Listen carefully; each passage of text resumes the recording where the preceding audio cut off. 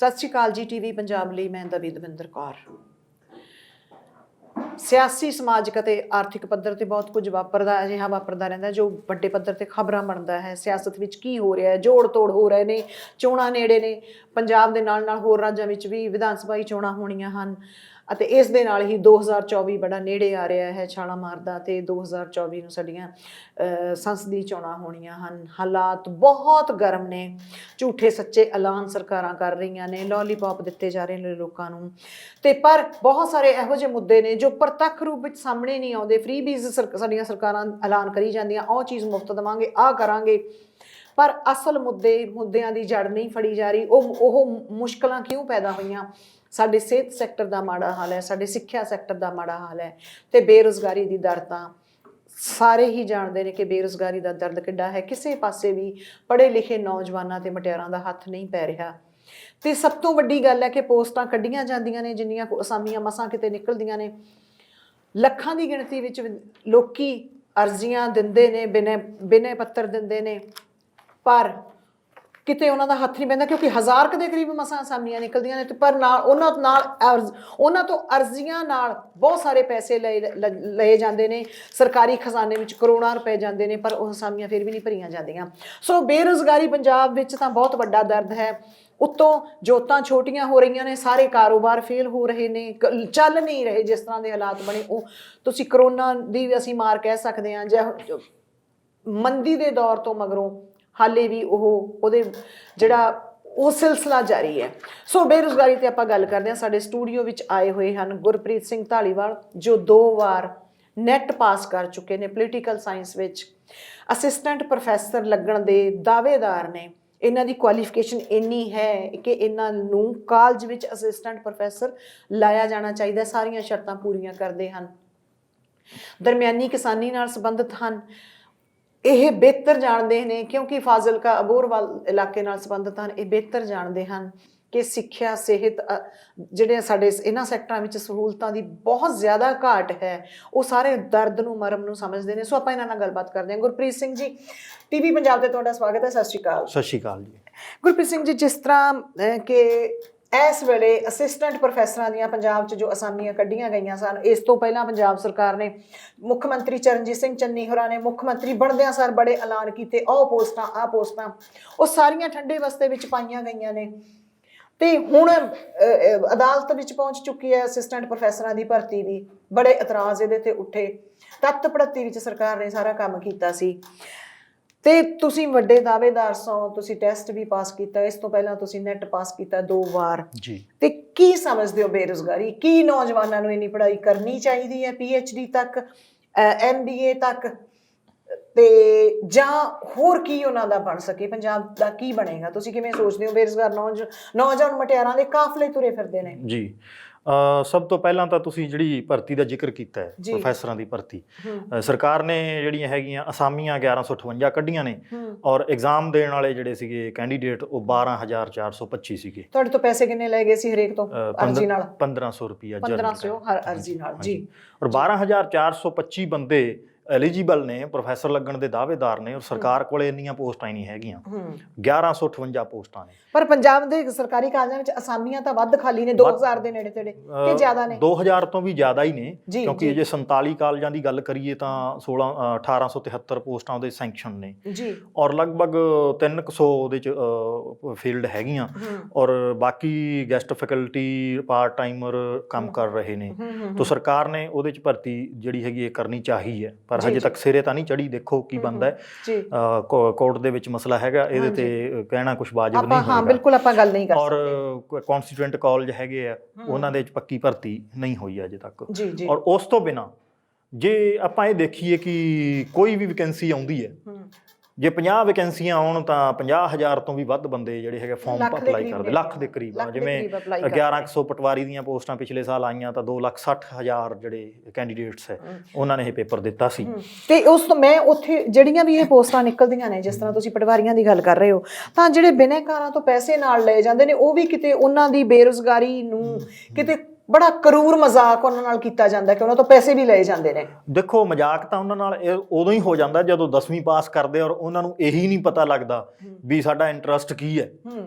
ਔਰ ਜਿਹੜੇ private institution ਆ ਉਹ ਵੀ ਉੱਥੇ ਸਬ ਜਵਾਕ ਦਿਖਾਉਂਦੇ ਆ, ਸਾਡੇ ਫਲਾਨਾ ਕੋਰਸ ਕਰੋ, ਧਿਉਂਕਾ ਕਰੋ, ਆਹ ਮਿਲ ਜੂ ਉਹ ਮਿਲ ਜੂ।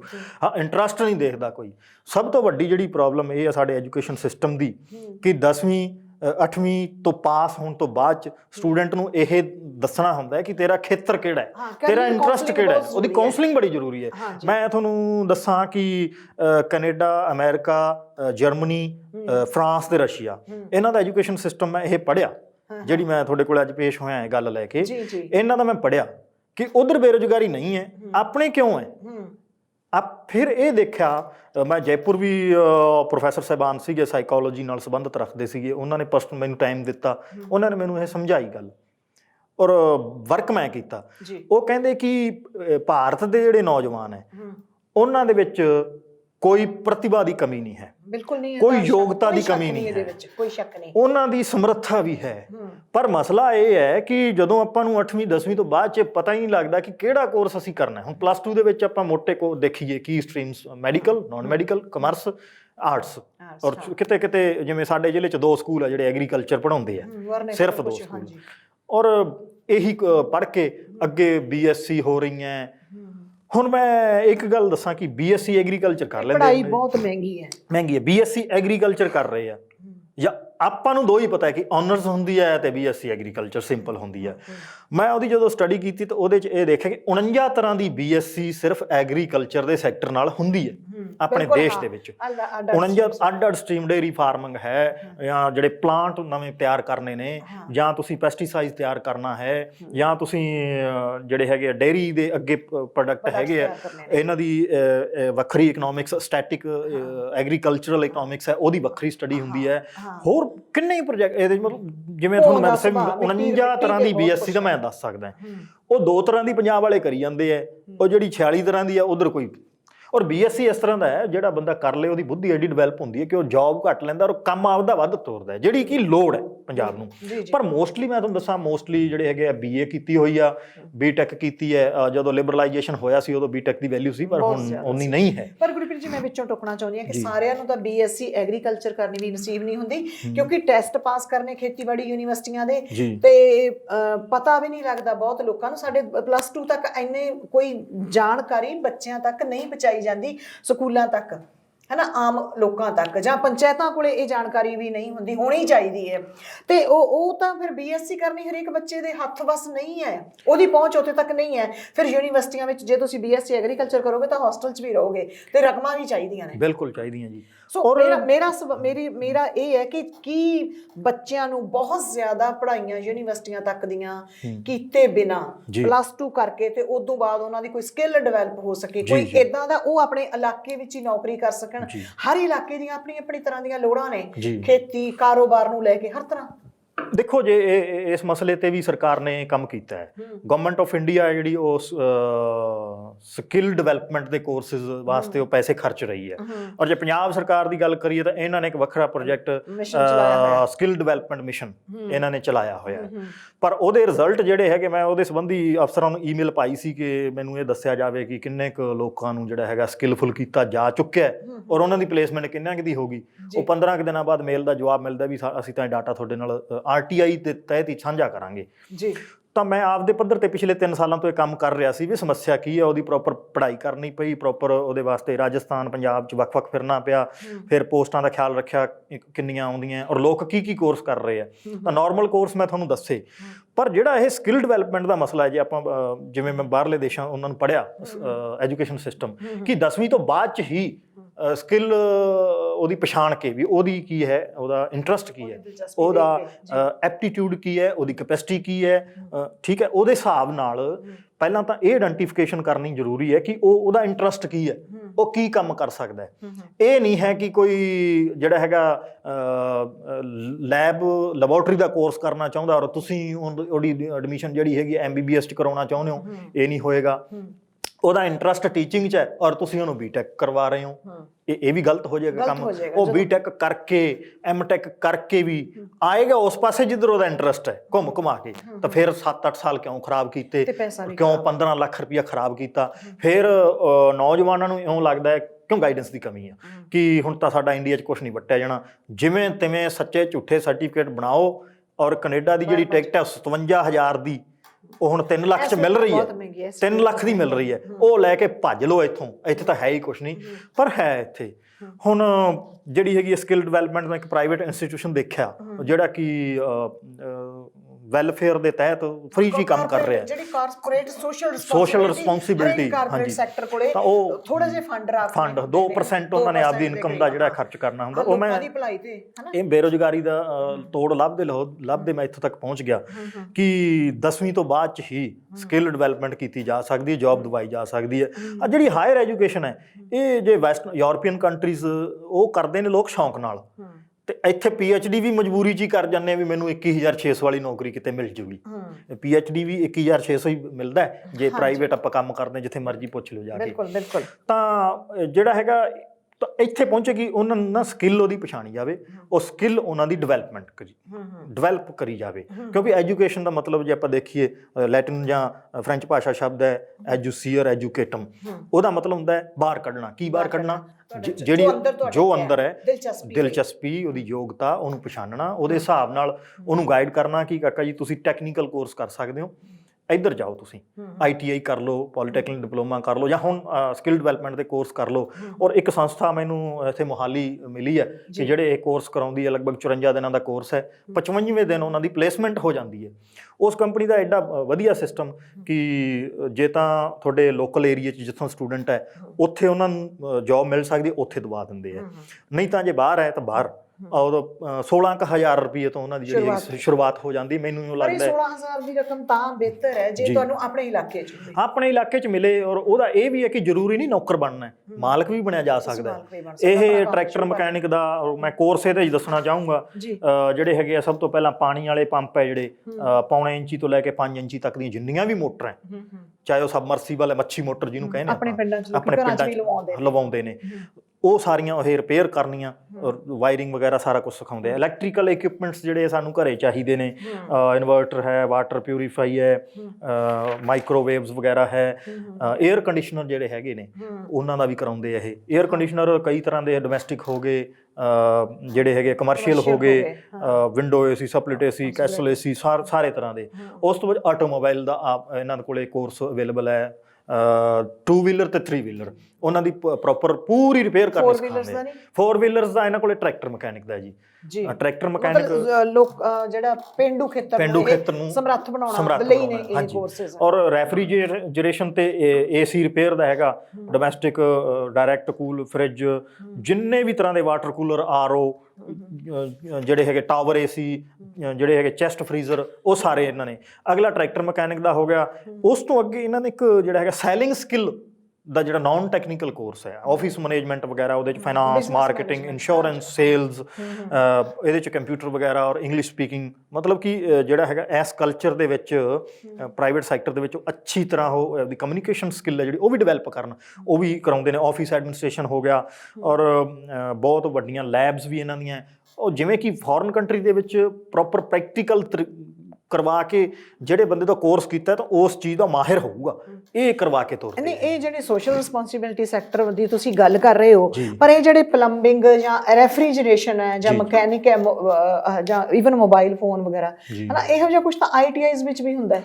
ITIs ਦਾ ਜਿੱਥੋਂ ਤੱਕ ਮਸਲਾ ਹੈਗਾ, ਮੈਂ ਇਹ ਬੜੇ ਨਿਰਾਸ਼ਾ ਨਾਲ ਕਹਿਣਾ ਚਾਹੂੰਗਾ ਕਿ ਉਹਨਾਂ ਦੇ ਕੋਲੇ ਪ੍ਰੋਪਰ ਪ੍ਰੈਕਟੀਕਲ ਕਰਵਾਉਣ ਵਾਸਤੇ ਇਕਵਿਪਮੈਂਟਸ ਮੈਨੂੰ ਨਹੀਂ ਲੱਗਦਾ ਵੀ ਹੈਗੇ ਆ, ਜਿੱਥੋਂ ਤੱਕ ਮੈਨੂੰ ਪਤਾ। ਮੈਂ ਗਿਆ ਵੀ ਹਾਂ, ਔਰ ਉੱਥੋਂ ਜਿਹੜੀ ITI ਜਾਂ ਪੋਲੀਟੈਕਨਿਕ ਕਰਕੇ ਕੈਂਡੀਡੇਟਸ ਨਿਕਲਦੇ ਨੇ ਤੇ ਕੰਪਨੀਆਂ ਉਹਨਾਂ ਨੂੰ ਇਹ ਕਹਿੰਦੀਆਂ, ਮੈਂ ਸੁਣੀਆਂ ਖੁਦ, ਕਿ ਠੀਕ ਹੈ ਤੁਹਾਡੇ ਕੋਲੇ ਡਿਪਲੋਮਾ ਹੈਗਾ ਇਹ, ਪਰ ਪ੍ਰੈਕਟੀਕਲ ਨਾ ਤੇ 0 ਹੈ, ਉਹ ਤਾਂ ਤੁਹਾਨੂੰ ਅਸੀਂ ਸਿਖਾਵਾਂਗੇ। ਉਹ ਕੰਪਨੀ ਵਾਲੇ ਸਾਲ 1.5 ਸਾਲ ਵਾਸਤੇ ਹਾਇਰ ਕਰਦੇ ਨੇ। ਮੈਂ ਗੁੜਗਾਵਾਂ ਦੀ ਗੱਲ ਕਰ ਰਿਹਾ, ਕਾਰ ਜਿਹੜੀ ਬਣਦੀ ਹੈਗੀ ਆ, ਉੱਥੇ ਬੱਚਿਆਂ ਨੂੰ ਜਿਹੜਾ ਕਿ 1.5 ਸਾਲ ਤਾਂ ਰੱਖਿਆ ਜਾਂਦਾ, ਉਦੋਂ ਬਾਅਦ 'ਚ ਉਹਨਾਂ ਨੂੰ ਜਿਹੜਾ ਹੈਗਾ ਇੱਕ ਵਾਰੀ ਰਿਮੂਵ ਕਰ ਦਿੰਦੇ ਆ, ਔਰ ਉਹਨਾਂ ਨੂੰ ਪਰਮਾਨੈਂਟ ਨਹੀਂ ਕੀਤਾ ਜਾਂਦਾ। ਉਹੀ ਬਸ 12-15 ਹਜ਼ਾਰ ਸ਼ੋਸ਼ਣ ਕਰਾ ਕੇ ਉਹਨਾਂ ਨੂੰ ਫਿਰ ਘਰਾਂ ਨੂੰ ਮੁੜਨਾ ਪੈਂਦਾ। ਤਾਂ ਇਹ ਜਿਹੜੀ ਸੰਸਥਾ ਮੈਂ ਲੱਭੀ ਹੈ, ਇਹਨਾਂ ਤੋਂ ਨੌਜਵਾਨ ਹੈ ਜਿਹੜੇ ਕੋਰਸ ਕਰਕੇ, ਜੇ ਤਾਂ ਉਹਨਾਂ ਦਾ ਪੜ੍ਹਨ ਦਾ ਇੰਟਰਸਟ ਹੈ ਤਾਂ ਉਹ ਇਹ ਕੰਮ ਕਰਦਿਆਂ ਵੀ ਪੜ੍ਹ ਲੈਣਗੇ। ਜੇ ਉਹ ਸਰਦੇ ਹੈ ਤਾਂ ਪਹਿਲਾਂ ਹੀ ਉਹ ਪੜ੍ਹ ਲੈਣਗੇ। ਜਿਵੇਂ ਕਿ ਇੰਟਰਸਟ ਮੈਂ ਤੁਹਾਨੂੰ ਦੱਸਿਆ, ਜੇ ਉਹਨਾਂ ਦਾ ਹਾਇਰ ਐਜੂਕੇਸ਼ਨ 'ਚ ਇੰਟਰਸਟ ਹੈ, ਬੈਚਲਰ ਡਿਗਰੀ ਕਰਨੀ, ਮਾਸਟਰ ਡਿਗਰੀ ਕਰਨੀ ਹੈ, ਰਿਸਰਚ ਕਰਨੀ ਹੈ, ਉਹ ਕਰ ਲੈਣ। ਜੇ ਨਹੀਂ ਸਰਦਾ ਇਹ ਕੰਮ ਕਰ ਲੈਣ, ਨਾਲ ਸਟੱਡੀ ਕਰ ਲੈਣ। ਅੱਜ ਕੱਲ੍ਹ ਈਵਨਿੰਗ ਕਲਾਸਿਸ ਵੀ ਸ਼ੁਰੂ ਹੋ ਰਹੀਆਂ ਨੇ। ਈਵਨਿੰਗ ਕਲਾਸਿਸ ਤਾਂ ਹੈਗੀਆਂ, ਪਰ ਈਵਨਿੰਗ ਕਲਾਸਿਸ ਹੋਰ ਥਾਵਾਂ ਤੇ ਨੇ, ਉਹਨਾਂ ਦੀ ਨੌਕਰੀ ਕਿਤੇ ਹੋਰ ਮਿਲੇਗੀ। ਤੇ ਦੂਜਾ, ਉਮਰ ਦਾ ਜਿਹੜਾ ਸਰਕਾਰ ਉਮਰਾਂ ਦੀਆਂ ਸ਼ਰਤਾਂ ਲਾ ਰਹੀ ਹੈ। ਜੇ ਹੁਣ ਕੋਈ ਟੈਕਨੀਕਲ ਕੋਰਸ ਕਰਕੇ ਨੌਕਰੀ ਤੇ ਲੱਗ ਗਿਆ ਕੋਈ ਨੌਜਵਾਨ, ਅੱਗੋਂ ਉਹ ਹਾਇਰ ਸਟੱਡੀ ਚਾਹੁੰਦਾ ਹੈ ਜਾਂ ਉਹ PhD ਕਰਨੀ ਚਾਹੁੰਦਾ ਹੈ, ਤੇ ਫਿਰ PhD ਕਰਕੇ ਜਿਹੜੀ ਉਹਨੂੰ ਨੌਕਰੀ ਮਿਲਣੀ ਆ, ਉਹਦੀ ਉਮਰ ਦੀ ਹੱਦ ਵੀ ਤਾਂ ਜੋ ਨਿਕਲ ਜਾਏਗਾ। ਫਿਰ ਇਹੋ ਜਿਹੇ ਮਸਲੇ ਨੇ। ਸੋ ਇਹ ਤਾਂ ਮੇਰਾ ਖਿਆਲ ਹੈ ਸਰਕਾਰ ਨੂੰ ਜਿਹੜੇ ਕਾਉਂਸਲਿੰਗ ਹੋਣੀ ਚਾਹੀਦੀ ਹੈ, ਕਰੀਅਰ ਗਾਈਡੈਂਸ, ਹਨਾ। ਤੇ ਇੱਕ ਪੰਜਾਬ ਸਰਕਾਰ ਦਾ ਮਹਿਕਮਾ ਤਾਂ ਹੈ। ਜਿਹੜਾ ਮਹਿਕਮੇ ਦੀ ਤੁਸੀਂ ਗੱਲ ਕੀਤੀ ਹੈ ਜੀ, ਹੁਣ ਮੈਂ ਜੇ ਬਾਹਰਲੇ ਦੇਸ਼ਾਂ ਦੀ ਗੱਲ ਕਰਾਂ ਤਾਂ ਉਹ 8ਵੀਂ ਤੋਂ ਹੀ ਕਾਉਂਸਲਿੰਗ ਦੇਣੀ ਸ਼ੁਰੂ ਕਰ, ਫਰੈਸ਼ ਪੋਸਟਾਂ ਹੈ। ਬਣਦੀ ਤਾਂ 8ਵੀਂ ਤੋਂ ਹੀ ਹੈ। ਹਾਂ, ਪਰ ਗਵਰਨਮੈਂਟ ਆਫ ਇੰਡੀਆ ਨੇ ਇਹ ਪੋਸਟਾਂ ਤਾਂ ਕ੍ਰੀਏਟ ਕੀਤੀਆਂ। ਜਿਹੜੇ ਕੇਂਦਰ ਸਰਕਾਰ ਦੇ ਸਕੂਲ ਹੈ, ਜਿਵੇਂ ਆਰਮਿਕ ਪਬਲਿਕ ਸਕੂਲ ਹੋ ਗਏ, ਕੇਂਦਰੀ ਵਿਦਿਆਲਾ ਹੋ ਗਿਆ, ਜਵਾਹਰ ਨਵੋਦਿਆ ਵਿਦਿਆਲਾ, ਪੋਸਟਾਂ ਜ਼ਰੂਰ ਉੱਥੇ ਕ੍ਰੀਏਟ ਨੇ ਕਾਉਂਸਲਰ ਦੀਆਂ, ਪਰ ਪੱਕੀ ਭਰਤੀ ਉੱਥੇ ਕਦੀ ਨਹੀਂ ਹੋਈ। ਔਰ ਪੰਜਾਬ ਸਰਕਾਰਾਂ ਜਾਂ ਸਟੇਟ ਗਵਰਨਮੈਂਟਸ ਦੇ ਵਿੱਚ ਤਾਂ ਇਹ ਹੈ ਹੀ ਨਹੀਂ, ਕਿਤੇ ਹੀ ਨਹੀਂ ਲਿਖਿਆ ਹੋਇਆ ਵੀ ਤੁਸੀਂ ਇਹ ਕਾਉਂਸਲਰ ਵੀ ਚਾਹੀਦੇ ਸਕੂਲਾਂ ਨੂੰ। ਖੈਰ, ਸਕਿੱਲ ਇਹਨਾਂ ਨੇ ਗਾਈਡੈਂਸ ਕਾਉਂਸਲਿੰਗ ਦਾ ਇੱਕ ਪੋਸਟ ਕ੍ਰੀਏਟ ਕੀਤੀ ਹੈ, ਉਹਨਾਂ ਨੂੰ ਪ੍ਰੋਜੈਕਟ ਡਾਇਰੈਕਟਰ ਬੋਲਦੇ ਆ। ਔਰ ਉਹ ਲੈਕਚਰਰ ਕੈਡਰ ਦਾ ਹੀ ਬੰਦਾ, ਉਹਨੂੰ ਪ੍ਰੋਜੈਕਟ ਡਾਇਰੈਕਟਰ ਪੰਜਾਬ ਦੇ ਵਿੱਚ ਲਗਾ ਦਿੱਤਾ ਜਾਂਦਾ ਹੈ। ਔਰ ਸਕੂਲਾਂ ਦੇ ਵਿੱਚ ਜਿਹੜੇ ਬਾਕੀ ਆਮ ਟੀਚਰ ਨੇ, Punjabi master, math master, Hindi master, ਉਹਨਾਂ ਨੂੰ ਹੀ ਨੋਡਲ ਅਫਸਰ ਲਾਇਆ ਗਿਆ, ਉਹਨਾਂ ਤੋਂ ਹੀ ਕੰਮ ਲਿਆ ਜਾ ਸਕਦਾ ਹੈ। ਪਰ ਇੱਥੇ ਮੈਂ ਕਹਿਣਾ ਚਾਹੂੰਗਾ ਕਿ ਇਹ ਇੱਕ ਕਾਉਂਸਲਿੰਗ ਹੈ, ਇੱਕ ਟੈਕਨੀਕਲ ਕੰਮ ਹੈ। ਇਹ ਉਹੀ ਕਰ ਸਕਦਾ ਹੈ ਜਿਹਦਾ ਇਹ ਕੋਰਸ ਕੀਤਾ ਗਿਆ ਹੋਵੇ। ਇਹਨੂੰ ਸਪੈਸ਼ਲ ਸਾਈਕੋਲੋਜੀ ਨਾਲ ਸੰਬੰਧਿਤ ਹੈ। ਸਾਈਕੋਲੋਜੀ ਜਿਹੜੀ ਹੈਗੀ ਬਹੁਤ ਇੱਕ ਗੰਭੀਰ ਸਬਜੈਕਟ ਹੁੰਦਾ ਹੈ, ਉਹਦੇ 'ਚ ਪ੍ਰਾਈਵੇਸੀ ਵੀ ਹੁੰਦੀ ਹੈ। ਪ੍ਰਾਈਵੇਸੀ ਇੰਡੀਆ 'ਚ ਸਭ ਤੋਂ ਵੱਡੀ ਗੱਲ ਹੈ ਕਿ ਬੱਚੇ ਦਾ 8ਵੀਂ ਤੇ ਬੱਚੇ ਦਾ ਜਾਂ 9ਵੀਂ 'ਚ ਪੜ੍ਹਦੇ ਬੱਚੇ ਦਾ ਜਦੋਂ ਉਹਦਾ ਮਾਈਂਡ ਬਹੁਤ ਪਾਸੇ ਜਾ ਰਿਹਾ ਹੁੰਦਾ, ਉਹਦਾ ਵਿਕਾਸ ਇਸ ਤਰ੍ਹਾਂ ਹੋ ਰਿਹਾ ਹੁੰਦਾ ਕਿ ਉਹਦੇ 'ਚ ਕਨਫਿਊਜ਼ਨ ਵੀ, ਭੰਬਲ ਭੂਸਾ ਵੀ ਉਹਦੇ ਦਿਮਾਗ 'ਚ ਬਹੁਤ ਪੈਦਾ ਹੁੰਦਾ ਹੈ।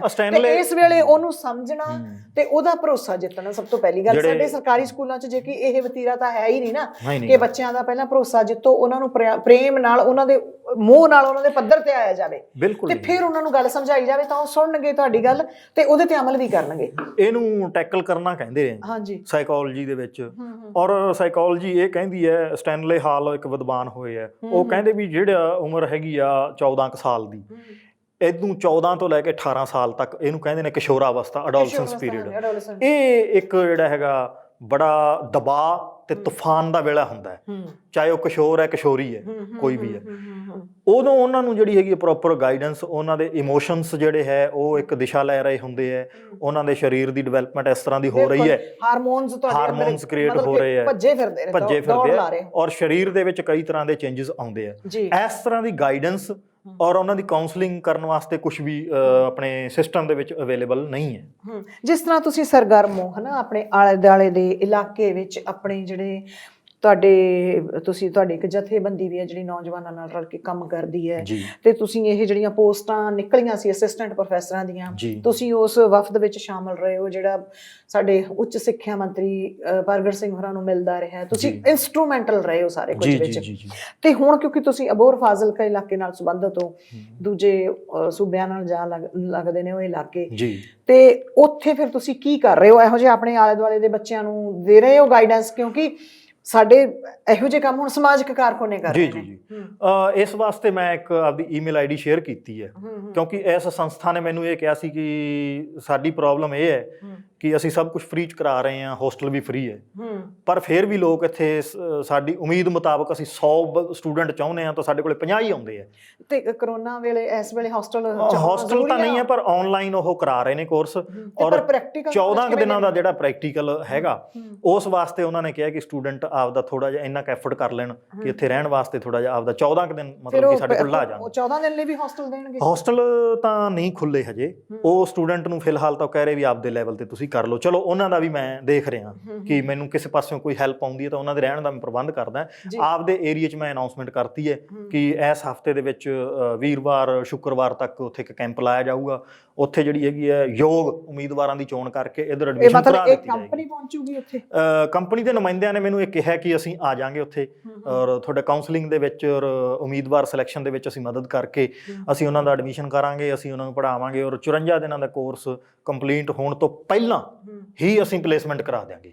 ਔਰ ਬਹੁਤ ਸਾਰੀਆਂ ਇਸ ਤੋਂ ਪਹਿਲਾਂ ਕੁਝ ਬੱਚੇ ਭੇਜੇ ਹਾਂ ਮੈਂ ਭੇਜੇ ਸੀਗੇ ਜੀ, ਪ੍ਰੈਕਟੀਕਲ ਤੌਰ ਤੇ ਮੈਂ 2 ਸਾਲ ਪਹਿਲਾਂ ਹੀ ਬੱਚੇ ਭੇਜੇ ਸੀ ਇੱਥੇ 2-3 ਮੇਰੇ ਅਬੋਹਰ ਏਰੀਏ ਚੋਂ, ਔਰ ਉਹਨਾਂ ਬੱਚਿਆਂ ਨੇ ਇੱਥੇ ਕੋਰਸ ਕੀਤਾ, ਬਹੁਤ ਬੜਾ ਹੀ ਸ਼ਾਲੀਨਤਾ ਉਹਨਾਂ ਨੇ ਸਿੱਖੀ ਇੱਥੋਂ ਔਰ ਕਾਰਪੋਰੇਟ ਕਲਚਰ ਵੀ ਸਿੱਖਿਆ ਉਹਨਾਂ ਨੇ। ਔਰ ਮੈਨੂੰ ਬੜੀ ਖੁਸ਼ੀ ਹੋਈ ਕਿ ਉਹਨਾਂ ਦੀ ਜਿਹੜੀ ਪਹਿਲੀ ਜੌਬ ਸੀ ਲਗਭਗ 16,500 ਰੁਪਇਆ ਉਹਨਾਂ ਨੂੰ ਤਨਖਾਹ ਆਫਰ ਕੀਤੀ ਸੀ। ਉਹ ਬੱਚੇ ਕੰਮ ਕਰ ਰਹੇ ਨੇ, ਹਾਂਜੀ ਉਹਨਾਂ ਨੂੰ ਲੋਕਲ ਹੀ ਨੇੜੇ ਤੇੜੇ ਜਿਹੜੇ ਸ਼ਹਿਰ ਹੈਗੇ ਆ, ਉਹ ਮਲੋਟ ਹੋ ਗਿਆ, ਗਿੱਦੜਬਾਹਾ, ਉੱਥੇ ਉਹਨਾਂ ਨੂੰ ਜੌਬ ਮਿਲ ਗਈ ਸੀਗੀ ਕਿਉਂਕਿ ਉਹਨਾਂ ਦਾ ਆਫਿਸ ਮੈਨੇਜਮੈਂਟ ਦਾ ਕੋਰਸ ਸੀ। ਹੁਣ ਟੈਕਨੀਕਲ ਜੇ ਟਰੈਕਟਰ ਦਾ ਕੋਈ ਕੋਰਸ ਕਰਦਾ ਤਾਂ ਜਿਹੜੀ ਸਵਰਾਜ ਟਰੈਕਟਰ ਹੈਗੇ ਉਹ ਮੋਹਾਲੀ ਹੈ, ਤਾਂ ਉੱਥੇ ਉਹਨਾਂ ਨੂੰ ਜੌਬ ਮਿਲ ਜਾਂਦੀ। ਔਰ ਇਹ ਵੀ ਹੈ ਕਿ ਉਹ ਰਿਪੇਅਰ ਜਿਹੜਾ ਹੈਗਾ ਸ਼ਾਪ ਆਪਦੀ ਉੱਥੇ ਵੀ ਕਰ ਸਕਦੇ ਆ, ਆਪਦੀ ਵਰਕਸ਼ਾਪ ਵੀ ਕਰ ਸਕਦੇ। ਜਦੋਂ ਕਿਸੇ ਨੇ ਆਪਣਾ ਕੰਮ ਸ਼ੁਰੂ ਕਰਨਾ ਹੈ ਇਸ ਤਰ੍ਹਾਂ ਦੀ ਸਕਿੱਲ ਆਪਣੇ ਲੈ ਕੇ ਹੈਨਾ ਇਹ ਕੋਰਸਿਸ ਰਾਹੀਂ, ਫਿਰ ਤਾਂ ਉਹਨਾਂ ਨੂੰ ਕੋਈ ਲੋਨ ਵੀ ਮਿਲ ਸਕਦੇ ਨੇ ਬੈਂਕ? ਹਾਂ ਲੋਨ ਮਿਲ ਸਕਦਾ ਹੈ। ਔਰ ਫਿਲਹਾਲ ਤਾਂ ਇਹ ਹੈ ਕਿ ਬੈਂਕ ਮੈਨੇਜਰ ਜਿਹੜਾ ਮੈਨੂੰ ਇਉਂ ਲੱਗਿਆ, ਮੈਂ ਪੁੱਛਿਆ ਉਹਨਾਂ ਨੂੰ ਡਰ ਲੱਗਦਾ ਕਿਤੇ ਨਾ ਕਿਤੇ ਵੀ ਪਤਾ ਨਹੀਂ ਕਿਹੋ ਜਿਹੇ ਕੋ ਇਹਨਾਂ ਨੂੰ ਸਕਿੱਲ, ਪਰ ਮੈਂ ਇਸ ਵਾਸਤੇ ਪਹੁੰਚ ਕਰ ਰਿਹਾ ਰੀਜਨਲ ਡਾਇਰੈਕਟਰ RBI ਦੇ ਇੱਥੇ ਚੰਡੀਗੜ੍ਹ ਹੀ ਹੈਗੇ ਨੇ, ਉਹਨਾਂ ਨੂੰ ਮੈਂ ਮਿਲੂੰਗਾ ਔਰ ਇਹ ਵੀ ਮੈਂ ਦੱਸੂੰਗਾ ਕਿ ਇਹਨਾਂ ਨੂੰ ਪ੍ਰੋਪਰ ਕੋਰਸ ਕਰਵਾ ਕੇ ਭੇਜਿਆ ਜਾ ਰਿਹਾ ਹੈ। ਤੁਸੀਂ ਨਿਸ਼ਚਿੰਤ ਹੋ ਕੇ ਇਹਨਾਂ ਨੂੰ ਛੋਟੇ ਮੋਟੇ ਲੋਨ ਦੇ ਸਕਦੇ ਹੋ ਔਰ ਇਹ ਤੁਹਾਡੇ ਜਿਹੜਾ ਹੈ ਕੰਮ ਕਰਨਗੇ ਬੱਚੇ ਔਰ ਆਪਦਾ ਪੇਟ ਪਾਲਣਗੇ ਨਾਲੇ ਤਾਂ, ਔਰ ਨਾਲੇ ਜਿਹਦੇ ਕੋਈ ਇੰਟਰਸਟ ਹੈ ਹਾਇਰ ਐਜੂਕੇਸ਼ਨ ਵਾਲੇ ਪਾਸੇ ਵੀ ਜਾਣਗੇ ਔਰ CC ਦੇ ਥਰੂ ਡਿਸਟੈਂਸ ਐਜੂਕੇਸ਼ਨ ਦੇ ਥਰੂ ਮੈਂ ਉਹਨਾਂ ਨੂੰ ਜਿਹੜਾ ਹੈਗਾ ਯੂਨੀਵਰਸਿਟੀ ਆਇਡੈਂਟੀਫਾਈ ਕਰ ਰਹੇ ਹਾਂ ਕਿ ਕਿੱਥੇ ਕਿੱਥੇ ਉਹਨਾਂ ਨੂੰ ਕੋਰਸ ਕਰਵਾਏ ਜਾਣ ਕਿ ਡਿਸਟੈਂਸ ਐਜੂਕੇਸ਼ਨ ਨਾਲੋਂ ਸਿੱਖ ਲੈਣ। ਹਾਂ ਇੰਦਰਾ ਗਾਂਧੀ ਓਪਨ ਯੂਨੀਵਰਸਿਟੀ ਹੈ, ਪੰਜਾਬੀ ਯੂਨੀਵਰਸਿਟੀ ਪਟਿਆਲਾ ਦੇ ਬਹੁਤ ਸਾਰੇ ਡਿਸਟੈਂਸ ਐਜੂਕੇਸ਼ਨ, ਜਗਤ ਗੁਰੂ ਨਾਨਕ ਦੇਵ ਓਪਨ ਯੂਨੀਵਰਸਿਟੀ ਪੰਜਾਬ 'ਚ ਹੈ, ਕੋਟਾ ਯੂਨੀਵਰਸਿਟੀ ਹੈ, ਇਹ ਸਾਰੀਆਂ ਓਪਨ ਯੂਨੀਵਰਸਿਟੀਆਂ ਨੇ ਜਿਹੜੀਆਂ ਕਿ ਡਿਸਟੈਂਸ ਐਜੂਕੇਸ਼ਨ ਦੇ ਥਰੂ ਜਿਹੜਾ ਹੈਗਾ ਹਾਇਰ ਐਜੂਕੇਸ਼ਨ ਦਿੰਦੀਆਂ ਨੇ। ਉਸ ਤੋਂ ਬਾਅਦ 'ਚ ਉਹਨਾਂ ਦੀ ਕੰਪਨੀ 'ਚ ਪ੍ਰਮੋਸ਼ਨ ਹੋ ਸਕਦੀ ਆ, ਆਪਦੇ ਬਿਜ਼ਨਸ ਵੱਡੇ ਕਰ ਸਕਦੇ ਨੇ ਉਹ। ਤਾਂ ਇਹ ਮੇਰੀ ਇੱਕ ਨਿਮਾਣੀ ਜੀ ਕੋਸ਼ਿਸ਼ ਹੈ ਔਰ ਇਸ ਹਫਤੇ ਦੇ ਵਿੱਚ ਇਹ ਕੈਂਪ ਲੱਗੇਗਾ ਅਬੋਹਰ, ਔਰ ਉਹਦੇ 'ਚ ਮੈਂ ਤੁਹਾਡੇ ਚੈਨਲ ਦੇ ਮਾਧਿਅਮ ਰਾਹੀਂ ਇਹ ਕਹਿਣਾ ਚਾਹੂੰਗਾ ਕਿ ਜੋ ਵੀ ਲੋੜਵੰਦ ਨੇ, ਉਮਰ ਉਹਨਾਂ ਦੀ 30 ਸਾਲ ਤੋਂ ਥੱਲੇ ਹੋਵੇ, ਇਹ ਜਿਹੜੀ ਸੰਸਥਾ ਟ੍ਰੇਨਿੰਗ ਵਿਦਿਅਕ ਕੁਆਲੀਫਿਕੇਸ਼ਨ 10ਵੀਂ ਪਾਸ ਹੋਵੇ, ਉਹਨਾਂ ਨੂੰ ਜਿਹੜੇ ਹੈਗੇ ਆ ਕੋਰਸ ਵਾਸਤੇ ਉਹਨਾਂ ਨੂੰ ਸਿਲੈਕਟ ਕੀਤਾ ਜਾਊਗਾ ਔਰ 54 ਦਿਨਾਂ ਦੇ ਵਿੱਚ ਉਹਨਾਂ ਨੂੰ ਜਿਹੜੀ ਹੈ ਜੌਬ ਵੀ ਮਿਲੂਗੀ। ਔਰ ਇਸ ਤੋਂ ਇਲਾਵਾ ਜੋ ਖੇਤੀ ਕਰਦੇ ਆ, ਚਾਹੇ ਉਹ ਪੜ੍ਹੇ ਲਿਖੇ ਆ ਨਹੀਂ ਆ ਪੜ੍ਹੇ ਲਿਖੇ, ਉਹਨਾਂ ਦਾ ਵੀ ਟ੍ਰੇਨਿੰਗ ਦਾ ਇੱਕ ਪ੍ਰਬੰਧ ਇਹਨਾਂ ਨੇ ਕੀਤਾ ਹੈ। ਸੋਸ਼ਲ ਰਿਸਪੌਂਸਿਬਿਲਿਟੀ ਦੇ ਤਹਿਤ ਉਹਨਾਂ ਨੇ ਇੱਕ ਐਗਰੀਕਲਚਰ ਦਾ ਜਿਹੜਾ ਇੱਕ ਪ੍ਰੋਜੈਕਟ ਉਹਨਾਂ ਨੇ ਰੂਰਲ ਇਨੀਸ਼ੀਏਟਿਵ ਸਕੀਮ ਚਲਾਈ ਹੈ। ਉਹਦੇ ਤਹਿਤ ਜਿਹੜੇ ਸਹਾਇਕ ਧੰਦੇ ਹੈ, ਖੁੰਬਾਂ ਦੀ ਖੇਤੀ ਹੋ ਗਈ, ਸ਼ਹਿਦ ਦੀ ਮੱਖੀ ਪਾਲਣਾ, ਫੁੱਲਾਂ ਦੀ ਖੇਤੀ ਹੋ ਗਈ, ਦਾਲਾਂ ਦੀ ਖੇਤੀ ਹੋ ਗਈ, ਤਾਂ ਇਹ ਖੇਤੀ ਜਿਹੜੀ ਹੈਗੀ ਹੈ ਮਾਰਕੀਟਿੰਗ ਦੀ ਪ੍ਰੋਬਲਮ ਆਉਂਦੀ ਹੈ। ਤਾਂ ਉਹਨਾਂ ਕੋਲੇ ਮਾਰਕੀਟ ਕੰਪਨੀਆਂ ਵੀ ਇਸ ਤਰ੍ਹਾਂ ਦੀਆਂ ਅਵੇਲੇਬਲ ਹੈ ਜਿਹੜੇ ਕਿ ਫਰੂਟ ਸਿੱਧਾ ਕਿਸਾਨ ਤੋਂ ਲੈਣਗੀਆਂ ਔਰ ਸਿੱਧੀ ਦਾਲ ਰਿਟੇਲ ਦੇ ਰੇਟ ਤੇ, ਮਤਲਬ ਕਿ ਪਰਚੂਨ ਰੇਟ ਤੇ ਚੱਕਣਗੀਆਂ, ਜਿਵੇਂ 125 ਰੁਪਏ ਕਿਲੋ ਤੋਂ ਘੱਟ ਤਾਂ ਕੋਈ ਦਾਲ ਨਹੀਂ, ਪਰ ਕਿਸਾਨ ਦੀ ਤਾਂ 45 ਰੁਪਏ ਵਿਕਦੀ ਹੈ ਨਾ, ਤਾਂ ਉਹਨਾਂ ਨੂੰ ਜੇ 100 ਰੁਪਇਆ ਵੀ ਮਿਲ ਜੂ, ਨਹੀਂ ਉਹ ਕਿਸਾਨ ਤਾਂ ਕਿਲੋਆਂ 'ਚ ਨਹੀਂ ਨਾ ਵੇਚਦਾ, ਕਿਸਾਨ ਕੁਇੰਟਲਾਂ 'ਚ ਦਾਲ ਤਾਂ ਕੁਇੰਟਲ 'ਚ ਜਾਂਦੀ ਹੈ, ਤਾਂ ਉਹ ਤਾਂ ਹੋਰ ਵੀ। ਉਹਦੇ ਵਾਸਤੇ ਇਹਨਾਂ ਨੇ ਕੰਪਨੀ ਨੇ ਆਫਰ ਕੀਤਾ ਕਿ ਤੁਹਾਡੇ ਖੇਤ ਦੇ ਵਿੱਚੋਂ ਹੀ ਪ੍ਰੋਸੈਸਿੰਗ ਕਰ ਲਈ ਜਾਊਗੀ ਔਰ ਪੈਕਟਾਂ 'ਚ ਬੰਦ ਕਰਕੇ ਅਸੀਂ ਪ੍ਰੋਸੈਸਿੰਗ ਲਈ ਉਹਨਾਂ ਨੇ ਜਿਹੜਾ ਹੈਗਾ ਸਾਫ਼ ਸਫਾਈ ਕਰਨ ਵਾਸਤੇ ਜਾਂ ਉਹਦੀ ਜਿਹੜੀ ਹੈਗੀ ਆ ਪੈਕਿੰਗ ਕਰਨ ਵਾਸਤੇ ਇਹ ਉੱਥੇ ਕੰਪਨੀਆਂ ਖਰੀਦਣ ਵਾਸਤੇ ਜਾਣਗੀਆਂ, ਉਹ ਉਹਨਾਂ ਦੀ ਹੋਏਗੀ। ਔਰ ਕਿਸਾਨਾਂ ਨੂੰ ਮੈਨੂੰ ਇਹ ਅੰਦਾਜ਼ਾ ਉਹਨਾਂ ਨੇ ਦੱਸਿਆ ਕਿ ਦੁੱਗਣੇ ਤੋਂ ਵੀ ਵੱਧ ਜਿਹੜੀ ਹੈਗਾ ਰੇਟ ਉਹਨਾਂ ਨੂੰ ਖੇਤ ਦੇ ਵਿੱਚੋਂ ਹੀ ਮਿਲ ਜਾਏਗਾ। ਤੇ ਇਹ ਕੁਝ ਸ਼ੁਰੂ ਹੋਇਆ ਇਹੋ ਜਿਹਾ ਤੁਹਾਡੇ ਇਲਾਕੇ ਵੱਲ? ਇਸ ਵਾਸਤੇ ਇਸ ਤੋਂ ਪਹਿਲਾਂ ਜਿਹੜੇ ਮੇਰੇ ਏਰੀਏ 'ਚ ਬਾਗ ਨੇ, ਜਿਹੜੇ ਬਾਗਾਂ ਵਾਸਤੇ ਇਹ ਪ੍ਰੋਜੈਕਟ ਉਹਨਾਂ ਦਾ ਚੱਲ ਰਿਹਾ, ਉਹਨਾਂ ਨੇ ਇੱਕ EMPLOYE ਵੀ ਉੱਥੇ ਲਾਇਆ ਹੋਇਆ ਔਰ ਬਾਗ ਦੀ ਜਿਹੜੀ ਰਹਿੰਦ ਖੂੰਹਦ ਹੈ ਜਿਹੜੀ ਕਿ ਬਾਗ ਨੂੰ ਹੀ ਬਿਮਾਰੀਆਂ ਲਾ ਦਿੰਦੀ ਸੀ, ਉਹਦੇ ਤੋਂ ਉਹਨਾਂ ਨੇ ਇਸ ਤਰ੍ਹਾਂ ਦੀ ਜਿਹੜੀ ਹੈਗੀ ਹੈ ਕੀੜੇ ਭਜਾਉਣ ਦੀ ਦਵਾਈ ਤਿਆਰ ਕੀਤੀ ਹੈ ਦੇਸੀ, ਔਰ ਜ਼ਮੀਨ ਦਾ ਜਿਹੜਾ ਕਲਰ ਬਿਨਾਂ ਕੈਮੀਕਲ ਤੋਂ ਹੈ, ਦੇਸੀ ਹੈ ਔਰ ਕੀੜੇ ਉਹਦੇ ਨਾਲ ਭੱਜ ਜਾਂਦੇ ਆ। ਉਸ ਤੋਂ ਬਾਅਦ ਜਿਹੜਾ ਹੈਗਾ ਕਲਰ ਵਾਲੀ ਜ਼ਮੀਨ ਹੈ ਉਹਦੇ ਵਾਸਤੇ ਇੱਕ ਕੈਮੀਕਲ, ਉਹਨਾਂ ਹੀ ਜਿਹੜੀ ਰਹਿੰਦ ਖੂੰਹਦ ਹੈ ਬਾਗ ਦੀ, ਜਿਹੜੇ ਫਰੂਟ ਡਿੱਗ ਜਾਂਦਾ ਉਹਦੇ ਤੋਂ ਤਿਆਰ ਕੀਤੀ ਹੈ ਕਿ ਉਹ ਕਲਰ ਦੀ ਜ਼ਮੀਨ ਹੈ ਜਿਹੜੀ ਉਹਨੂੰ ਠੀਕ ਕਰੇ। ਇਸ ਦੇ ਨਾਲ ਇੱਕ ਜਿਹੜੀ ਪਰਾਲੀ ਨੂੰ ਆਪਾਂ ਅੱਗ ਲਾਉਂਦੇ ਹਾਂ, ਉਹਨਾਂ ਨੇ ਇਹ ਰਿਕਮੈਂਡ ਕੀਤਾ ਹੈ ਕਿ ਪਰਾਲੀ ਨੂੰ ਕੁਤਰ ਕੇ ਬਾਗ ਦੇ ਪੌਦਿਆਂ ਦੇ ਥੱਲੇ ਵਿਛਾ ਦਿਓ, ਉਹਦੇ ਨਾਲ ਇੱਕ ਮਿੱਤਰ ਕੀੜੇ ਜਿਹੜੇ ਹੈਗੇ ਆ ਉਹ ਬਾਗ ਵਾਲੇ ਪਾਸੇ ਆਉਣਗੇ, ਉਹ ਸਿੱਧੀ ਮਦਦ ਕਰਨਗੇ। ਹਾਂਜੀ, ਔਰ ਉਹ ਜਿਹੜੀ ਪਰਾਲੀ ਹੈ ਜਿਹੜੀ ਆਪਾਂ ਥੱਲੇ ਰੱਖੀ ਆ, ਉਹ ਪੌਦਿਆਂ ਨੂੰ ਗਰਮੀ 'ਚ ਠੰਡ ਦਿੰਦੀ ਹੈ ਔਰ ਠੰਡ 'ਚ ਜਿਹੜੀ ਗਰਮੀ ਦਿੰਦੀ ਹੈ, ਇਹ ਵੀ ਫਾਇਦਾ ਹੋ ਗਿਆ, ਬਚਾਉਂਦੀ ਹੈ, ਮਤਲਬ ਕਿ ਉਹਨਾਂ ਦਾ ਜਿਹੜਾ ਟੈਂਪਰੇਚਰ ਉਹ ਮੇਨਟੇਨ ਕਰਦੀ ਹੈ। ਔਰ ਉਸ ਤੋਂ ਬਾਅਦ ਜਦੋਂ ਉਹ ਗਲ ਜਾਂਦੀ ਹੈ ਤਾਂ ਨੈਚੁਰਲ ਖਾਦ ਦੇ ਰੂਪ ਬਣ ਜਾਂਦੀ। ਔਰ ਉਹਦੇ ਵਿੱਚ ਜਿਹੜੇ ਬਾਗ ਦੇ ਵਿੱਚ ਖਾਲੀ ਥਾਂ ਰਹਿ ਜਾਂਦੀ ਹੈ, ਵੱਡੇ ਬਾਗ ਹੈ ਬਾਹਲੇ ਵੱਡੇ ਉਹਨਾਂ 'ਚ ਨਹੀਂ, ਜਿਹੜੇ ਛੋਟੇ ਜਿਵੇਂ 5 ਸਾਲਾਂ ਤੋਂ ਛੋਟਾ ਬਾਗ ਹੈ ਉਹਦੇ 'ਚ ਮਟਰ ਦੀ ਖੇਤੀ ਉਹ ਕਰਵਾਉਣ ਵਾਸਤੇ ਜਿਹੜਾ ਹੈਗਾ ਕਰ ਰਹੇ ਨੇ ਕੰਮ ਜੀ। ਤਾਂ ਇਹ ਸਾਰੇ ਤਰ੍ਹਾਂ ਦਾ ਜਿਹੜੀ ਹੈਗੀ ਰੁਜ਼ਗਾਰ ਇਹ ਕ੍ਰੀਏਟ ਕੀਤਾ ਜਾ ਰਿਹਾ ਹੈ। ਔਰ ਮੇਰਾ ਇਹ ਪਹਿਲਾ ਪ੍ਰੋਜੈਕਟ ਹੈ, ਮੈਂ ਇਹਨੂੰ ਲਾਂਚ ਫੇਸਬੁੱਕ ਤੇ ਤਾਂ ਆਪਦੇ ਕਰਤਾ, ਈਮੇਲ ਕਰ ਸਕਦੇ ਮੈਨੂੰ, ਮੈਂ ਡਾਟਾ ਤੁਹਾਡੀ ਕੋਈ ਮਦਦ ਕਰਨਗੇ ਉਸ ਜਿਹੜੀ ਵੀ ਤੁਸੀਂ ਕੰਪਨੀ ਦਾ ਨਾਂ ਨਹੀਂ ਦੱਸ ਰਹੇ ਸਾਨੂੰ ਜੀ? ਨਹੀਂ, ਕੰਪਨੀ ਦਾ ਤਾਂ ਦੇਖੋ ਇਹ ਇੱਕ ਬੈਂਕ ਹੈ ICICI ਬੈਂਕ, ਉਹਨਾਂ ਨੇ 2% ਆਪਦਾ ਜਿਵੇਂ ਸੋਸ਼ਲ ਰਿਸਪੌਂਸਿਬਿਲਿਟੀ ਫੰਡ ਹੈ ਉਹਨਾਂ ਨੇ ਦੇਣਾ ਹੈ, ਉਹ ਕਰ ਰਹੇ। ਉਹਨਾਂ ਨੇ ਮੈਨੂੰ ਇਹ ਕਿਹਾ ਕਿ ਤੁਸੀਂ ਕਰੋ ਸਾਡੀ ਮਦਦ, ਤਾਂ ਇਹ ਮੈਂ ਆਪਦੇ ਇੰਟਰਸਟ ਦੇ ਹਿਸਾਬ ਨਾਲ, ਜਿਵੇਂ ਕਿ ਮੈਂ ਪੜ੍ਹਨਾ ਹੁੰਦਾ ਹੈ ਜਾਂ ਪੜ੍ਹਾਉਣਾ ਹੁੰਦਾ ਹੈ, 2 ਘੰਟੇ ਜਿਹੜਾ ਸਮਾਂ ਮੈਂ ਇਹ ਕਹਿ ਲਓ ਸਮੇਂ 'ਚੋਂ ਦਸਵੰਧ ਕੱਢਣਾ, ਤਾਂ ਮੈਂ ਇਹ ਗਾਈਡੈਂਸ ਵਾਸਤੇ ਲਾ ਸਕਦਾ। ਇਹਦੇ ਵਾਸਤੇ ਮੈਂ ਸਪੈਸ਼ਲ ਡਿਪਲੋਮਾ ਵੀ ਕੀਤਾ, post graduate diploma in guidance and counselling, ਇਹ ਮੈਂ ਕੋਟਾ ਯੂਨੀਵਰਸਿਟੀ ਤੋਂ ਕਰ ਚੁੱਕਿਆ। ਮੈਂ ਉਹਦੇ 'ਚ ਪਾਸ ਆਇਆ, 3 ਮਹੀਨੇ ਪਹਿਲਾਂ ਮੇਰਾ ਰਿਜ਼ਲਟ ਆਇਆ। ਉਹ ਡਿਗਰੀ ਮੇਰੇ ਹੱਥ 'ਚ ਆਊਗੀ, ਉਹਦੀ ਬਕਾਇਦਾ ਰਜਿਸਟ੍ਰੇਸ਼ਨ ਹੋਏਗੀ, ਤਾਂ ਮੈਂ ਕਾਉਂਸਲਿੰਗ ਵੀ ਕਰ ਸਕਦਾ ਜੀ। ਤੁਸੀਂ ਹੋਰ ਕੁਝ ਕਹਿਣਾ ਚਾਹੁੰਦੇ ਹੋ? ਬਾਬਾ ਜਾਣਕਾਰੀ ਦਿੱਤੀ ਇਸ ਵਾਸਤੇ ਮੈਂ ਇਹ ਕਹਿਣਾ ਚਾਹਾਂਗਾ ਕਿ ਜਿਹੜਾ ਵਰਕ ਕਲਚਰ ਹੈ ਉਹਦੀ ਕਿਤੇ ਨਾ ਕਿਤੇ ਆਪਣੇ ਦੇਸ਼ ਦੇ ਵਿੱਚ, ਖਾਸ ਕਰਕੇ ਆਪਣੇ ਸੂਬੇ ਦੇ ਵਿੱਚ, ਉਹ ਬੜੀ ਕਮੀ ਹੈ। ਵਰਕ ਕਲਚਰ ਨੂੰ ਆਪਣੇ ਜਗਾਉਣਾ ਪਊਗਾ। ਉਹਦੀ ਸ਼ੁਰੂਆਤ ਮੈਂ ਵੀ ਕਰ ਸਕਦਾ ਤੁਹਾਡੇ ਨਾਲ। ਤੁਸੀਂ ਦੱਸੋ ਕਿੱਥੇ ਜਾਣਾ, ਖੇਤ 'ਚ ਜਾਣਾ, ਸਾਰੇ ਕੰਮ ਮੈਨੂੰ ਆਉਂਦੇ ਆ ਕਰਨੇ, ਖੇਤੀ ਵੀ ਮੈਂ ਕਰਦਾ। ਹਾਲਾਂਕਿ ਚੰਨੀ ਸਾਹਿਬ ਵਰਗਾ ਦਾਅਵਾ ਨਹੀਂ ਮੈਂ ਕਰਦਾ, ਪਰ ਮੈਂ ਕਰ ਲੈਣਾ। ਔਰ ਗਰਾਊਂਡ ਲੈਵਲ ਤੇ ਮੈਂ ਜੁੜਿਆ ਹੋਇਆ ਛੋਟੀ ਕਿਸਾਨੀ ਨਾਲ, ਨੌਜਵਾਨਾਂ ਦੀਆਂ ਸਮੱਸਿਆਵਾਂ ਨੂੰ, ਕਿਉਂਕਿ ਕਿਤੇ ਨਾ ਕਿਤੇ ਮੈਂ ਵੀ ਇਹਨਾਂ ਸਮੱਸਿਆਵਾਂ ਚੋਂ ਲੰਘਿਆ। ਤੁਸੀਂ ਵੀ ਲੰਘੇ ਹੋ। ਤਾਂ ਜਦੋਂ ਸਮੱਸਿਆਵਾਂ ਚੋਂ ਥੋੜਾ ਜਿਹਾ ਬੰਦਾ ਲੰਘਦਾ ਉਹਨੂੰ ਇਹ ਪਤਾ ਹੁੰਦਾ ਜੀ, ਤਾਂ ਫਿਰ ਉਹਨਾਂ ਦੇ ਜਿਹੜੇ ਹੱਲ ਲੱਭਣ ਵਾਸਤੇ ਮੈਂ ਆਪਦੀ ਸਟੱਡੀ ਨਾਲੋਂ ਵੱਖਰੇ ਜਿਹੜੀ ਹੈਗੀ ਸਟੱਡੀ ਕੀਤੀ ਹੈ, ਇੱਕ ਕੋਰਸ ਵੀ ਕੀਤਾ। ਉਹਦੇ ਚੋਂ ਕਰਦਿਆਂ ਲੱਭਦਿਆਂ ਜਿੱਥੇ ਚਾਹ ਉੱਥੇ ਰਾਹ, ਤਾਂ ਇਹ ਰਾਹ ਲੱਭਿਆ। ਇਹਨੂੰ ਮੈਂ ਸਾਂਝਾ ਕੀਤਾ ਸੀ ਸਰਕਾਰ ਨਾਲ ਵੀ, ਸਰਕਾਰ ਤਾਂ ਚਲੋ ਨਹੀਂ ਸੁਣਦੀ। ਮੈਂ ਆਪਦੇ ਤੌਰ ਤੇ ਜਿਹੜਾ ਇਹ ਉਹਨੂੰ ਕੰਪਨੀ ਨੇ ਕਿਹਾ ਵੀ ਤੁਸੀਂ ਕਰੋ ਹੈਲਪ ਸਾਡੀ, ਔਰ ਜੇ ਸਾਡੇ ਇਸ ਤਰ੍ਹਾਂ ਦਾ ਕੋਈ ਹੈ ਤਾਂ ਅਸੀਂ ਤੁਹਾਡੀ ਕਰਾਂਗੇ, ਨਹੀਂ ਤਾਂ ਕੋਈ ਗੱਲ ਨਹੀਂ। ਮੈਂ ਆਲਰੇਡੀ ਕੰਮ ਕਰ ਹੀ ਰਿਹਾ, ਖੇਤ 'ਚ ਵੀ ਕਰ ਰਿਹਾ, ਜੌਬ ਵੀ ਮੈਨੂੰ ਇਹ ਅਪਾਇੰਟ ਮੈਂ ਹੋਇਆ ਪ੍ਰੋਫੈਸਰ। ਤਾਂ ਇਹ ਮੈਂ ਅੱਗੇ ਚੱਲਣਾ ਹੈ, ਅੱਗੇ ਸਾਡੀ ਟੀਮ ਵੀ ਤਿਆਰ ਹੋ ਰਹੀ ਹੈ। ਇਸ ਤੋਂ ਅੱਗੇ ਇੱਕ ਹੋਰ ਕਿ ਜਿਹੜੇ ਫੋਰਨ ਜਾ ਰਹੇ ਨੇ ਇੱਥੋਂ, ਠੀਕ ਹੈ, ਉਹਨਾਂ ਨੂੰ ਚੰਗਾ ਲੱਗਦਾ ਜੀ, ਸਦਕੇ ਜਾਣ ਜੀ, ਪਰ ਉਹ ਲੁੱਟ ਦਾ ਸ਼ਿਕਾਰ ਨਾ ਹੋਣ ਕੰਸਲਟੈਂਸੀਆਂ ਦਾ। ਮੈਨੂੰ ਇਹ ਪਤਾ ਲੱਗਿਆ ਕਿ ਉਹਨਾਂ ਨੂੰ ਇੱਧਰੋਂ ਵੀ ਕਮਿਸ਼ਨ ਮਿਲਦਾ, ਇੱਧਰੋਂ ਵੀ ਪੈਸੇ ਲੈ ਲੈਂਦੇ ਉਮੀਦਵਾਰ ਤੋਂ, ਤੇ ਉੱਧਰੋਂ ਅੱਗੋਂ ਵੀ ਉਹਨਾਂ ਨੂੰ ਯੂਨੀਵਰਸਿਟੀਆਂ ਕਾਲਜਾਂ ਵਾਲੇ ਕਮਿਸ਼ਨ ਦਿੰਦੇ, ਬਈ ਇੱਕ ਪਾਸਿਓਂ ਲੈਣ ਉਹ। ਤੇ ਜੇ ਇਹ ਕੰਸਲਟੈਂਸੀ ਨਹੀਂ, ਤਾਂ ਮੈਂ ਵੀ ਇਹ ਟੀਮ ਤਿਆਰ ਕਰ ਰਿਹਾ, ਮੈਂ ਉਹ ਵੀ ਲਾਂਚ ਕਰ ਦੇਣੀ ਹੈ। ਉਹਦੇ ਨਾਲ ਕੰਟੈਕਟ ਕਰੋ, ਤੁਹਾਡਾ ਅੱਧੇ ਪੈਸਿਆਂ 'ਚ ਸਰ ਜੂਗੇ, ਤੁਸੀਂ ਬਾਹਰ ਜਾਣਾ ਹੀ ਹੈ ਤਾਂ ਇਹ ਵੀ ਮੈਂ ਕਰ ਰਿਹਾ। ਤਾਂ ਤੁਸੀਂ ਆਪਣੀ ਇਸ਼ਤਿਹਾਰਬਾਜ਼ੀ ਕਰਨ ਤੇ ਬਿਲਕੁਲ ਸਭ ਕੁਝ ਤੁਸੀਂ ਸਾਡੇ ਮਤਲਬ ਕਿ ਜਿਹੜੇ ਪੰਜਾਬ 'ਚ ਆਮ ਬੱਚੇ ਜਿਹੜੇ ਪੜ੍ਹੇ ਨੇ, ਦਰਮਿਆਨੀ ਪੜ੍ਹਾਈ ਕੀਤੀ ਹੈ, ਜਿਨ੍ਹਾਂ ਨੇ ਹਾਇਰ ਐਜੂਕੇਸ਼ਨ, ਜਾਂ ਜਿਨ੍ਹਾਂ ਨੂੰ ਲੱਗਦਾ ਕਿ ਸਾਨੂੰ ਜੇ ਆਪਣੇ ਪਿੰਡਾਂ ਦੇ ਨੇੜੇ, ਆਪਣੇ ਸ਼ਹਿਰਾਂ ਦੇ ਨੇੜੇ ਤੇੜੇ ਹੀ ਰੁਜ਼ਗਾਰ ਮਿਲ ਜਾਵੇ, ਤਾਂ ਇਹ ਜਿਹੜਾ ਕਾਰਪੋਰੇਟ ਸੈਕਟਰ ਦਾ ਸੋਸ਼ਲ ਰਿਸਪੌਂਸਿਬਿਲਿਟੀ ਵਾਲਾ ਪਹਿਲੂ ਹੈ, ਇਹਦਾ ਧਿਆਨ ਤਾਂ ਰੱਖਿਆ ਜਾਣਾ ਚਾਹੀਦਾ ਹੈ। ਤੇ ਜਿਸ ਤਰ੍ਹਾਂ ਤੁਸੀਂ ਜਾਣਕਾਰੀ ਦਿੱਤੀ ਹੈ, ਬਹੁਤ ਉਮਦਾ ਜਾਣਕਾਰੀ ਹੈ, ਤੇ ਤੁਸੀਂ ਸਾਡੇ ਸਟੂਡੀਓ ਆਏ ਹੋ, ਤੁਹਾਡਾ ਬਹੁਤ ਬਹੁਤ ਸ਼ੁਕਰੀਆ। ਬਹੁਤ ਮਿਹਰਬਾਨੀ ਤੁਹਾਡਾ ਵੀ, ਮੈਨੂੰ ਆਪਦੀ ਗੱਲ ਰੱਖਣ ਦਾ ਮੌਕਾ ਦਿੱਤਾ ਹੈ। ਔਰ ਨਿਸ਼ਚੇ ਹੀ ਨੌਜਵਾਨ ਇਹਦਾ ਜਿਹੜਾ ਹੈਗਾ ਫਾਇਦਾ ਉਠਾਉਣਗੇ। ਔਰ ਇੱਕ ਗੱਲ ਮੈਂ ਜਿਹੜੀ ਰਹਿ ਗਈ ਸੀ ਕਿ ਪੜ੍ਹਨ ਦਾ ਮਤਲਬ ਤੁਸੀਂ ਇਹ ਨਾ ਸਮਝੋ ਕਿ ਅਸੀਂ ਸਰਕਾਰੀ ਨੌਕਰੀ ਲੱਗਣਾ। ਪੜ੍ਹਨ ਦਾ ਮਤਲਬ ਇਹ ਹੈ ਕਿ ਅਸੀਂ ਐਜੂਕੇਟਡ ਹੋਣਾ ਹੈ, ਅਸੀਂ ਆਪਦੀ ਸਮਰੱਥਾ ਨੂੰ, ਆਪਦੀ ਕੈਪੈਸਿਟੀ ਨੂੰ ਪਛਾਣਨਾ ਹੈ, ਔਰ ਉਸ ਦੇ ਹਿਸਾਬ ਨਾਲ ਅੱਗੇ ਕੰਮ ਕਰਨਾ ਹੈ। ਪ੍ਰਾਈਵੇਟ ਕਰੋ, ਸਰਕਾਰੀ ਕਰੋ, ਉਹਦੇ ਨਾਲ ਕੋਈ ਫਰਕ ਨਹੀਂ ਪੈਂਦਾ। ਕੰਮ ਕਰਨ ਵਾਲੇ ਬੰਦੇ ਨੂੰ ਪ੍ਰਾਈਵੇਟ ਸੈਕਟਰ 'ਚ ਵੀ ਬਹੁਤ ਫਾਇਦਾ ਹੋ ਸਕਦਾ ਹੈ ਜੀ। ਸੋ ਤੁਸੀਂ ਗੁਰਪ੍ਰੀਤ ਸਿੰਘ ਧਾਲੀਵਾਲ ਹੋਰਾਂ ਨਾਲ ਗੱਲਬਾਤ ਸੁਣੀ, ਤੇ ਬੇਰੁਜ਼ਗਾਰੀ ਦਾ ਜਿਹੜਾ ਕਹਿਰ ਹੈ, ਇਹਦੇ ਨਾਲ ਹੋਰ ਤਰ੍ਹਾਂ ਕਿਵੇਂ ਨਜਿੱਠਿਆ ਜਾ ਸਕਦਾ, ਆਪਣਾ ਮਨ ਮਜ਼ਬੂਤ ਕਰਕੇ, ਤੇ ਪੜ੍ਹੇ ਲਿਖੇ ਜਿਹੜੇ ਨੌਜਵਾਨ ਨੇ ਉਹ ਕੀ ਕਰ ਸਕਦੇ ਨੇ, ਤੇ ਇਹਦੇ ਬਾਰੇ ਉਹ ਜ਼ਰੂਰ ਸਾਨੂੰ ਆਸ ਹੈ ਕਿ ਉਹ ਗੁਰਪ੍ਰੀਤ ਦਾ ਜਿਹੜਾ ਕੰਮ ਕਰਨ ਦਾ ਢੰਗ ਹੈ, ਜਿਸ ਤਰ੍ਹਾਂ ਇਹ ਖੁਦ ਸਮੇਂ ਦਾ ਦਸਵੰਧ ਆਪਣਾ ਕੱਢਦੇ ਨੇ, ਜਦੋਂ ਹਾਲ ਦੀ ਘੜੀ ਇਹ ਨੌਕਰੀ ਤੇ ਨਹੀਂ ਲੱਗੇ ਹੋਏ, ਤਾਂ ਇਹ ਸਮੇਂ ਦਾ ਸਮਾਂ ਇਹਨਾਂ ਕੋਲੇ ਹੈ, ਪੜ੍ਹੇ ਲਿਖੇ ਨੇ, ਸੁਚੇਤ ਨੇ, ਤਾਂ ਇਹ ਆਪਣੇ ਸਮੇਂ ਦਾ ਦਸਵੰਧ ਕੱਢ ਰਹੇ ਨੇ। ਤਾਂ ਇਹਦੇ ਤੋਂ ਵੀ ਸਿੱਖਣ ਦੀ ਲੋੜ ਹੈ। ਘੱਟੋ ਘੱਟ ਜੇ ਹੋਰ ਕਿਸੇ ਨੇ ਦਸਵੰਧ ਨਹੀਂ ਕੱਢਣਾ, ਤਾਂ ਘੱਟੋ ਘੱਟ ਆਪਣੇ ਕਰੀਅਰ ਨੂੰ ਬਣਾਉਣ ਲਈ, ਉਹਦੇ ਲਈ ਤਾਂ ਕੰਮ ਕੀਤਾ ਜਾ ਸਕਦਾ, ਵੱਧ ਤੋਂ ਵੱਧ ਸਿੱਖਿਆ ਜਾ ਸਕਦਾ। ਸੋ ਤੁਸੀਂ TV ਪੰਜਾਬ ਦੇਖਦੇ ਰਹੋ, ਅਸੀਂ ਇਸ ਤਰ੍ਹਾਂ ਦੀ ਗੱਲਬਾਤ ਤੁਹਾਨੂੰ ਹੋਰ ਸੁਣਾਉਂਦੇ ਰਵਾਂਗੇ। ਸਾਡਾ ਚੈਨਲ ਸਬਸਕ੍ਰਾਈਬ ਕਰੋ। ਸ਼ੁਕਰੀਆ, ਬਹੁਤ ਮਿਹਰਬਾਨੀ। ਸਤਿ ਸ਼੍ਰੀ ਅਕਾਲ ਜੀ, ਮੈਂ ਨਿਰਮਲ ਮਾਨ ਊੜਾ ਡੈਟ ਸੈਟਲਮੈਂਟ ਤੋਂ।